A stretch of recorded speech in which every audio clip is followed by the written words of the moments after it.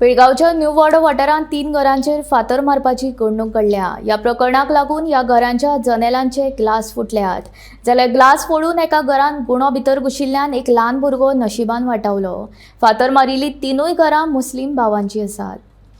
शुक्रारा मध्यानराती शुकूर शेख, अबुद्दीन आणि अमन खान हांच्या घरांचेर फातर मारपाचो प्रकार घडलो।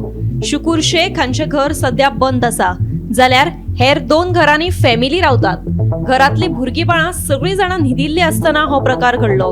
अचकीत घडिल्ल्या ह्या प्रकाराक लागून घरातल्या बायलांचेर आकांत आयलो।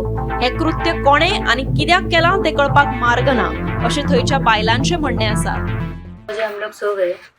सोने के बाद में रात को 1 बजे से आवाज़ होने लगी, डम डम डम डम करके। हम लोग ने सोचा कहाँ तो कुछ तो हो रहा है, इसलिए ऐसे ही रह गए। बाद में देखा तो पत्थर मारने लगे तो बाद में देखा तो ऊपर का कांच वगैरह सुबह हमने जब देखा तो ऊपर का कांच वगैरह सब फूट के पड़ गया था, पूरा पत्थर से पूरा भरा हुआ था। पता नहीं कौन किसने ऐसा करके गया। हमारे बच्चे पीछे सब डर गए। सुबह देख के हम लोग परेशान हो गए। रात को हम लोग जब 11 बजे सो के बाद में हम लोग 1 बजे ऐसे देखते हैं, इतनी भारी भरकम आवाज आई इसकी, कांच टूटने की और चीखने की आवाज आई हमको।